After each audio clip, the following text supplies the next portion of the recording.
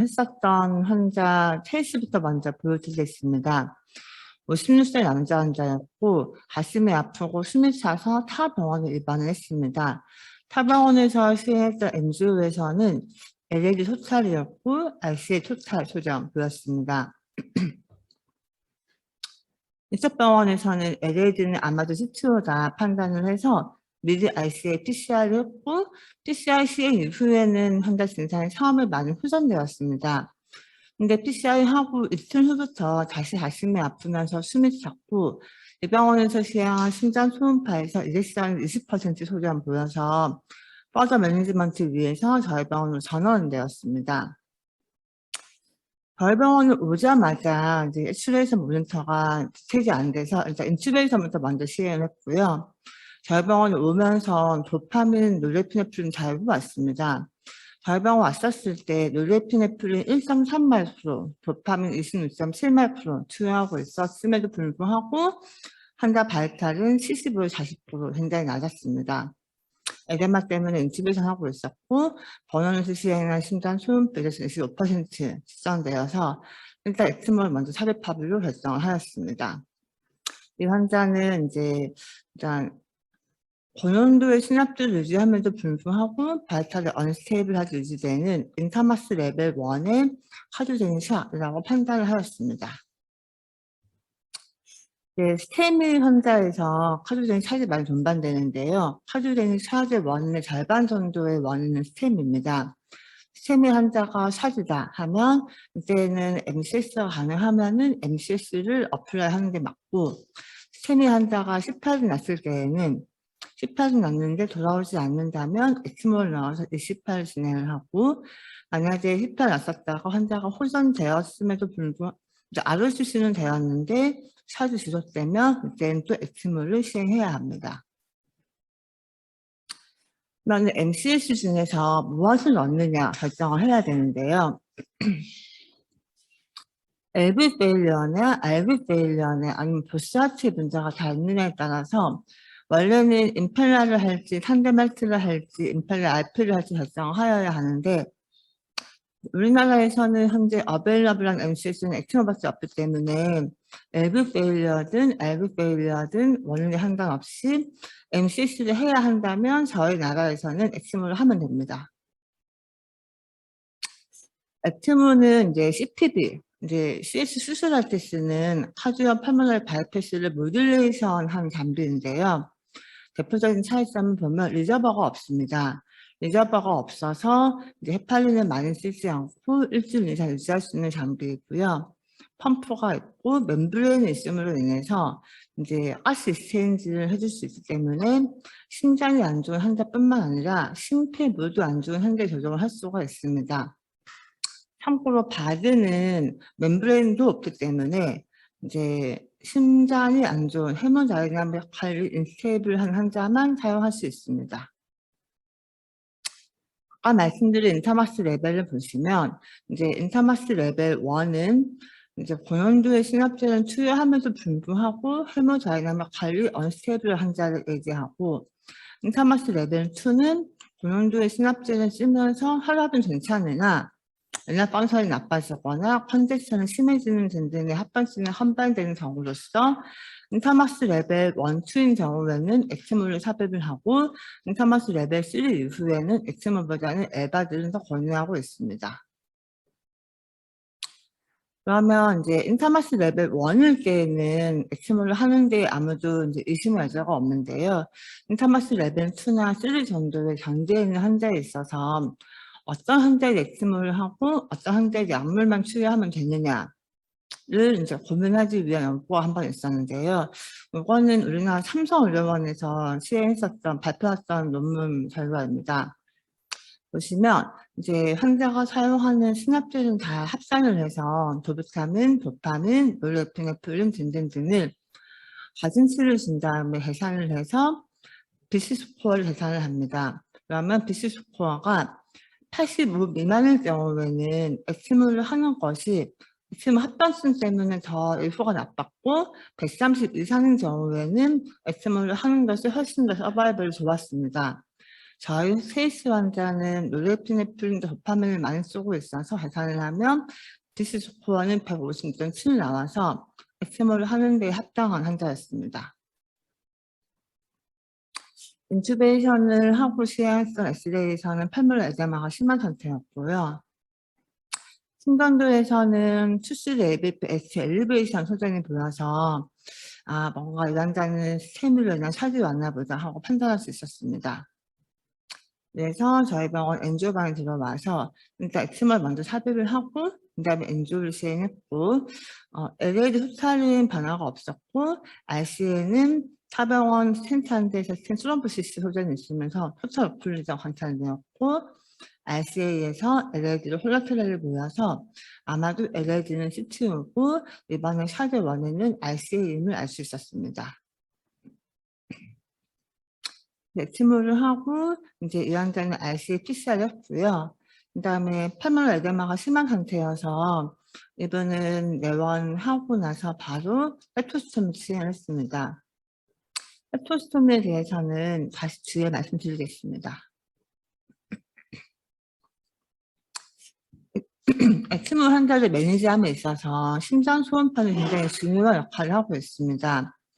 엑스모 매니지먼트에 대한 포지션 페이퍼에서도 심장 소음파를 전공한 의사가 엑스모 환자의 케어에 반드시 참여를 해야 한다고 명시하고 있는데요. 엑스모 서포트의 모든 단계에서 심장 소음파는 굉장히 중요합니다.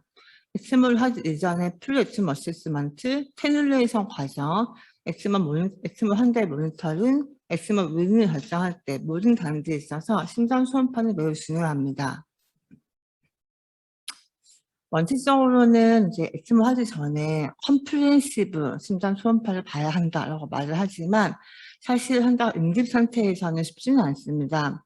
저희 병원에서는 그래도 엑스모 전에 심장 초음파를 일단 보려고 노력을 하고 심장 초음파를 볼 때에는 LV 펑션, RV 펑션, 밸브럴 어세스먼트, 그다음 플러카드 F전 여부 정도는 보려고 노력을 하고 있습니다. 밸브럴 어세스먼트가 중요한 점 중에 하나는 AR은 렐러티브 컨트라인디케이션인데요, 엑스모에.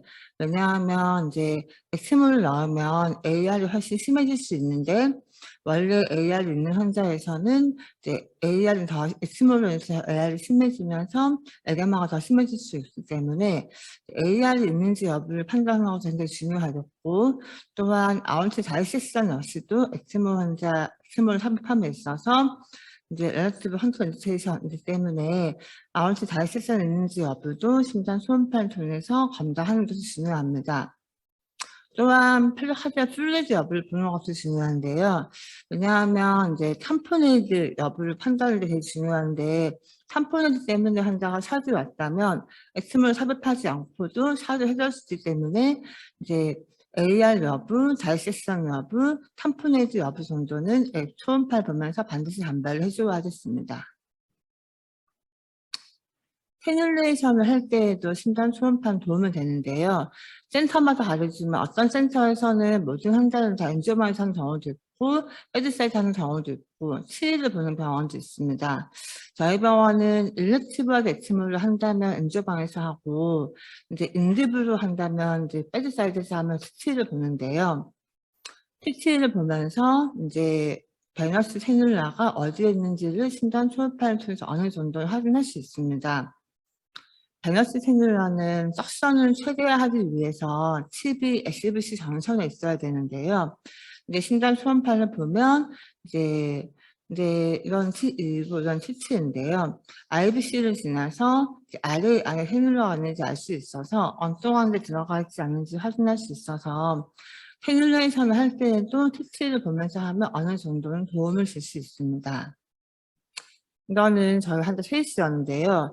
아마도 일요일 밤이었나 주말에 인디브로 엑스모를 넣었었고 이때 CS 아마 정문 선생님이 넣었던 것 같은데 이제 엑스몰을 넣은 다음에 저한테 연락이 오기를 아무리 RPM을 올려도 LPM이 안 나와, 슬로우가 안 나온다고 얘기를 했었고, 해서 초음파를 봤더니 IBC하고 RA 안에 헤닐러가 보이지 않았고, 엑스레이에서도 보시면 IBC를 지나서 올라와 있어야 되는 칩이 이상한 데가 있어서 이것 때문에 짝선이 충분히 되지 않으면서 엑스모가 돌지 않았던 환자가 있었습니다. 엑스몰 세뮬레이션은 이제 어디에든 할 수 있는데요. 센트럴 엑스몰을 한다라고 말을 하면 이제 스토너 터널을 하고 어센드 아울타를 아래에 집어넣는 방법이 있고, 펠펠 엑스몰을 한다라고 한다면 가장 흔하게 하는 부분은 페뭟라토리 페뭟라 베인입니다. 왜냐하면 아까 말씀드렸듯이 엑스모에 하주되는 샷의 절반 정도의 원인이 MR이기 때문에요. 대개는 엔지오반에서 엑스모를 많이 하기 때문에 또 엔지오반에서 하지 않더라도 가장 어세스하기 쉬운 부분이 페뭟랄이기 때문에 페뭟라 아터리, 페뭟라 베인으로 엑스모를 많이 하게 됩니다. 센트럴 엑스모와 필페 엑스모를 하는 것은 차이점이 있습니다. 센트럴로 넣으면 이제 가슴을 열어야 하기 때문에 훨씬 인베이시브하지만 더 산소화된 피를 환자에게 공급할 수 있습니다. 필페 엑스모는 반면에 삽입하기는 굉장히 쉬우나 프로시마 아울타에 충분히 산소화되지 않은 피를 보낼 수 있다는 단점이 있을 수 있습니다. 따라서 필페 엑스모를 하는 경우에는 환자가 프로시마 아울타에 충분히 혈류 공급이 되는지 여부를 보기 위해서 라이트 라디알 A라는 통해서 산소 포화도를 검사할 것을 권유하고 있습니다.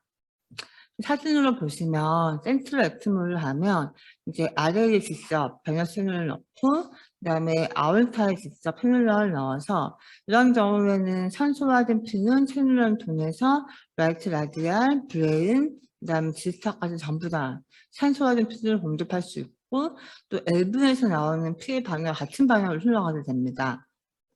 하지만 펠페 엑스모를 하게 되면 이제 드레니지는 별 차이가 없으나 아orta의 경우에는 디센드 아orta가 쏘아 올라가기 때문에 엑스모에서 나오는 플로우하고 심장에서 나오는 피하고 만나게 됩니다. 그러면은 캡슐레이션 두 개가 부딪히는 부분이 어디냐에 따라서 브레인의 하이포시아 여부를 하이포시아를 일으킬 수 있기 때문에 반드시 라이트 라디알로 ABGL을 하기를 권유하고 있습니다. 요거는 이제 디센트 아울타의 엔주 아울토람을 한번 해봤던 사진인데요. 보시면은 이제 아울타 쭉 올라와서 끝까지 가지 않고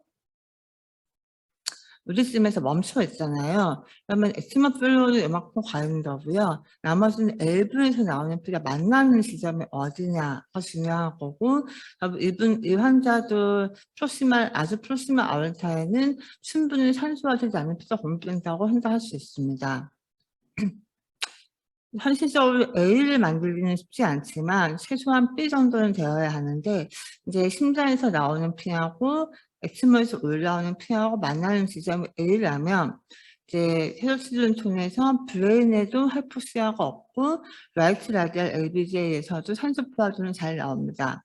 하지만 이제 서큘레이션이 만나는 부분이 C가 되면 이때에는 라이트 라디알에서는 하이포시아가 있게 되고 브레인에도 하이포시아 있기 때문에 이제 하지만 왼쪽에서 LBJ를 해보면 하이포시아가 없죠. 그렇기 때문에 반드시 라이트 라디알 LBJ에서 서큘레이션이 잘 나온다고 한다면 아마도 최소한 만나는 지점이 B일 테고 그러면 브레인에는 하이포시아가 없음을 알 수 있어서 모니터링을 라이트 라디알 혹은 라이트 블라스텔리스 하기를 권유하고 있습니다. 자, 이건 앞서 말씀드린 내용인데요. B에서 만난다고 한다면 라이트 라디알에서 APG를 했을 때의 하이포시아가 없고 그렇다면 최소한 브레인에는 하이포시아가 없음을 보장할 수 있습니다. 엑스모의 구성 요소를 살펴보겠습니다. 엑스모 컨피그레이션에는 엑스모는 심플한 장비입니다. 보면 펌프하고 이제 멤브레인밖에 없습니다. 그래서 엑스모는 아래에서 피를 뽑아내서 펌프를 돌린 다음에 멤브레인을 지나면서 산소 교환을 하고 디센드 아울렛에서 피를 쏘아줘서 올라가는 시스템이고요. 여기 보시면은 여기 보이는 빨간 숫자 1445가 RPM입니다. 이 RPM은 펌프를 1분에 얼마나 빨리 돌리느냐를 의미하는 거고, 요 세팅 값은 1분에 1445회 펌프를 돌린다는 의미고요. 펌프를 돌림으로 인해서 이제 LPM, 1분에 몇 리터의 피를 뿜어주냐를 결정하게 됩니다. 그래서 이제 요 장비나 이 장비, EBS와 필렛은 다 비슷하고요. 그래서 보시면은 이제 이 RPM은 설정할 수 있는 값이고 LPM은 자동으로 나오는 값입니다. 환자의 이제 BSA나 캐뉼라 사이즈, 볼륨 상태에 따라서 같은 RPM이어도 LPM이 다를 수 있습니다. 따라서 RPM이 중요한 게 아니고 이 환자한테서 몇 리터의 피를 뿜어주느냐, LPM이 중요해서 적정 RPM 안에서 이제 환자에 맞는 LPM을 이제 만들어주면 되고요. 그 다음에 멤브레인을 지나서 다시 산소와 피는 환자 몸에 돌아가게 됩니다. 그 다음에 결정해 주어야, 그래서 앞에서는 이제 결정할 수 있는 부분은 RPM을 얼마나 돌리느냐 하는 부분이고요. RPM을 돌림으로써 LPM을 만들어주면 되고, 그 다음에 결정해야 될 부분은 환자에게 몇 리터의 산소, FiO2 몇 퍼센트 산소를 투여하고 얼마나 빨리 가스를 흘려보내느냐입니다. 이거는 블렌더인데요. 이제 에어하고 산소가 지나가게 되고 멤브레인을 이제 에어가 지나가고 펌프에서 나온 피는 다시 멤브레인 지나면서 디퓨전의 원리에 의해서 산소는 들어오고 CO2는 빠집니다. 그러면서 산소가 된 피는 다시 환자에 돌아가게 되는데요. 이때에 결정하는 것이 FiO2입니다. 그래서 FiO2를 1.05로 하느냐, 0.8로 하느냐 결정을 해서 얼마나 많은 산소를 투여하느냐 결정할 수 있고, 그 다음에 이 옆에 CFS 플로우를 얼마나 하느냐는 이제 여기에서 이 에어를 빨리 흘려보낼수록 CO2가 잘 빠지기 때문에 산소를 결정함에 있어서는 FiO2를 얼마나 투여하느냐 결정하면 되고, CO2를 얼마나 빼느냐는 이 블렌더를 이 CFS를 조절하면서 ABGL을 최소한 2시간, 4시간에 한 번씩 팔로우업을 하면서 세팅을 해주면 됩니다. 그래서 엑스모에서 활성화할 수 있는 값은 RPM, 그 다음에 FiO2 얼마, 그 다음에 CFS 얼마가 전부입니다. 그 다음에 이제 엑스모를 넣었으면 메인테인을 해야 되는데요. 헬먼 다이나믹하드 시스템 퍼퓨전이 잘 되느냐 여부를 볼 수 있는 제일 좋은 지표는 이제 리스크 베너스레이션인데요. 이 값은 수환간주를 넣지 않으면 수정하기 힘들기 때문에 최근에 저희 센터에서는 수환간주 루틴하게 하지 않아서 저희는 민 ABP를 많이 봅니다. 민 ABP를 봐서 민 BP를 65 이상, 최소한 60 이상 맞추는 걸 하고요. 민을 보는 이유는 이제 원래 저희 심장은 퍼스트의 플로우지만 이제서는 거의 안 좋아서 엑스모를 하는 환자의 경우에는 헌치네스 플로우가 나오게 됩니다.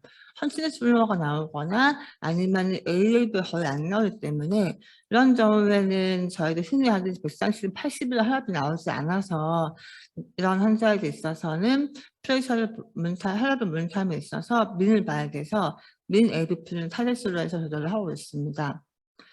이건 에렌소 가이드라인에 의하면 블러드 플로우는 4리터 이상 맞춰야 된다고 하는데 실제 저희 우리나라 환자의 경우에는 BS에 치지 않고 환자의 볼륨이 많지 않아서 4리터까지는 거의 안 나오고요. 이제 대개는 한 2.5에서 3.5 정도 맞추면 되고 물론 환자의 혈압을 보면서 조절하게 됩니다.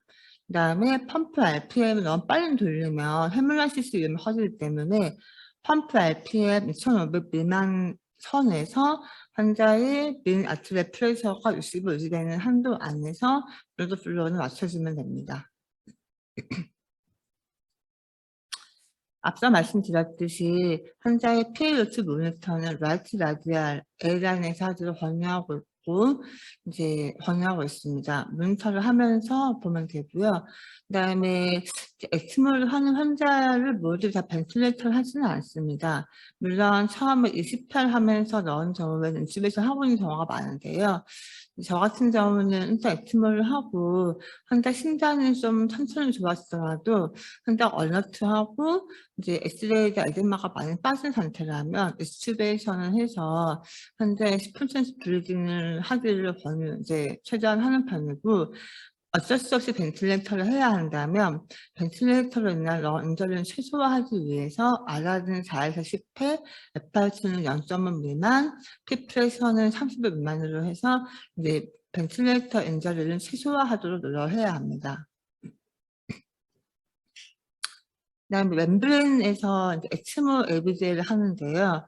엑스모 ABG를 대부분 아울렛에서 많이 합니다.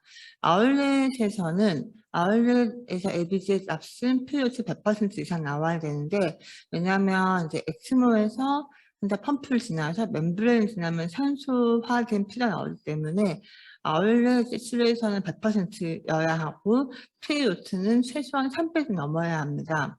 만약에 pH 300이 안 넘고 150 미만이라면 그 말은 엑스모의 멤브레인이 문제가 있다는 말이기 때문에 엑스모 멤브레인 펑션에 문제가 있어서 이때는 엑스모 멤브레인을 체인지해야 합니다. 그리고 일반 ICU 환자와 달리 커지는 삭 환자, 엑스모 하는 환자는 산소 치수의 산소를 충분히 공급하기 위해서 최소한 헤모글로빈 10, 헤마토크린 30 이상 맞춰줘야 돼서 거기에 맞춰서 수혈을 해줘야 하고요. 그다음에 안티코아듈레이션을 해줘야 합니다. 이제 안티코아듈레이션 할 때에는 이제 언퍼센트 헤파린을 써야 되고요. 처음 엑스몰 헤놀레이션을 할 때 볼수록 주고 그다음에는 엑스몰 하는 동안에 컨티너스 인퓨전을 하면서 ACT를 160에서 200을 맞추고 있습니다. 하지만 환자의 몸무게가 많이 안 나가거나 아니면은 뭐 채널러 다른 데에서 우진한다든지 엘스부에서 블리딩 한다든지 여러 가지 이유로 환자가 조금 이제 블리딩 텐den스 있는 환자라면 타겟을 높게 보지 않고 120에서 180 정도 맞추는 경우도 있습니다. 이거는 이제 엑스모 함으로 인해서 스럼부스를 예방하기 위해서인데 환자의 컨디션에 맞춰 조절해주면 됩니다. 그다음에 엑스모를 하는 환자에 있어서 스럼부스 제품이 굉장히 흔하고요. 그냥 펌프를 돌리면서 펌프로 해서 환삼수환 되는 부분이 많고 또 두 번째는 헤파린 때문에 많이 옵니다. 그래서 저희는 엘소 가이드라인에 의해서 플래티넷은 8만 이상을 이제 맞춰주기를 권유하고 있어서 8만을 맞춰서 매번 수혈을 하고 있습니다. 엑스모 한 대 모니터에도 심장 초음파 굉장히 중요하고 심장 초음파는 매일매일 봐야 한다라고 하고 있습니다. 엑스모 하는 환자를 볼 때에는 당연히 LV 번선, RV 벤선, 그다음에 LV 사이즈 중요하고요.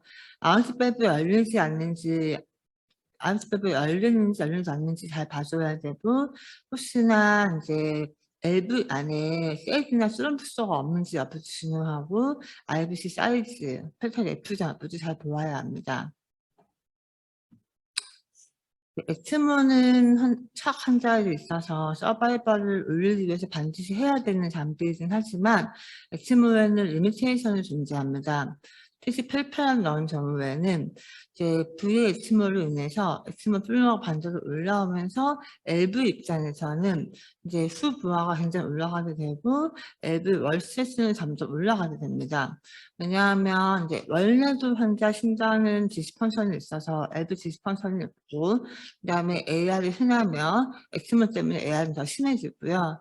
그다음에 RA에서는 이제 싹선은 다 하지만 100% 싹선되지 않기 때문에 일부 플로우는 RA에서 RB로 넘어가고 그다음 폐를 지나서 다시 LV로 넘어오기 때문에 점점 LV는 프레셔가 높아지게 되고 이로 인해서 디스텐션이 심해지게 됩니다. 그래서 임상적으로는 LV 디컴프레션이 필요하다라는 걸 시사하는 소견으로서는 폐물 에데마가 심하다든지 환자가 이제 헤모시스를 한다든지 심장 초음파에서 LV의 감도가 커진다든지 MR이 심해진다든지 아니면 아웃밸브를 아예 안 열린다든지 아니면은 LV 안에 스타시스와 스럼부스가 있는 경우에는 LV 디컴프레션을 해줘야 할 필요가 있습니다. 이거는 저희 병원 셋이는 아는데요.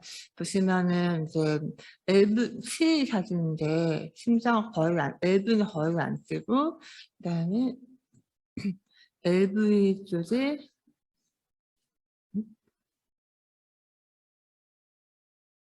안 들어갔어요.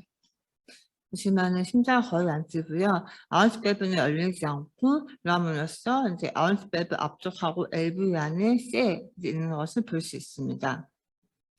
그리고 여기에서도 보면은 엘브 자일이 굉장히 심하고요. 아웃밸브는 거의 열리지 않고 그러면서 이제 쇠도 보이고 스럼블스도 있는 것을 알 수 있습니다. 이런 경우에 인제 나중에 한가 심장이 좋아지게 되면서 아웃밸브 열리기 시작하면 이제 엠볼리제이션 되면서 CVA가 올 수 있어서 심장 초음파를 통해서 이런 부분이 없는지를 보고 아웃밸브 열리는 거 여부를 확인을 해서 아웃밸브가 아예 열리지 않도록 엑스무 조절을 해 줘야 합니다. 앱을 지참플에서 하는 방법은 여러 가지가 있지만 가장 흔히 하는 방법은 세타펀처입니다. 세타펀처를 하는 방법은 보시면은 아래 안에 헤듈러가 원래 들어 있고요. 인제 헤듈러를 다시 아래를 지나서 이제 septum을 뚫은 다음에 LA 안에 캐뉼라를 넣어서 벤틴텐을 넣는 방법이 있습니다. 이렇게 하면 이제 석션을 할 때에 LA 석션이 되기 때문에 LA 프레셔가 줄어들어서 파멀 에덴마를 수정시킬 수 있습니다. 이거는 저희 실제 환자였는데요. 이분은 인제 엑스모를 하고 CRT를 하면서 인제 볼륨 컨트롤을 충분히 했음에도 불구하고 에덴마가 좋아지지 않아서 에타펀처를 했고 여기 보시면은 인제 아래를 지나서 LA 헤듈러가 있습니다. 그래서 환자는 요거 넣은 지 하루 만에 에덴마가 좋아지는 소전을 보였습니다.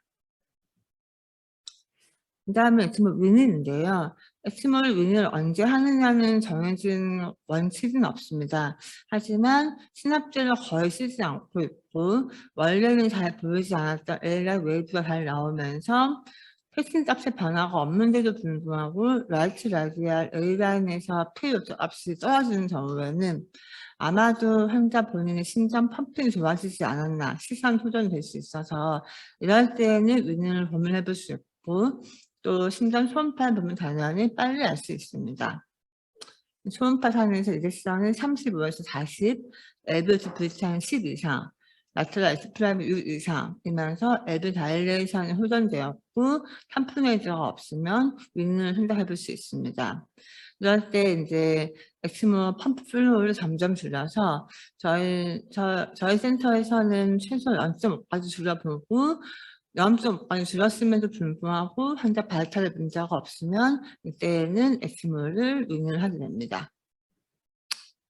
근데 윈 전에 인제 저희 병원에서는 클램핑을 해서 엑스모를 왜냐하면 엑스모 플로우 0.5까지 낮췄음에도 불구하고 실제 윈을 했는데 환자가 다시 엑스모를 얻는 경우도 종종 흔치 않지만 있을 수는 있어서요. 인제 정말 괜찮은지 확인하기 위해서 엑스모 캐뉼라로 클램핑을 아예 해서 한 1-2분 정도 본 다음에 하는 경우도 있고요.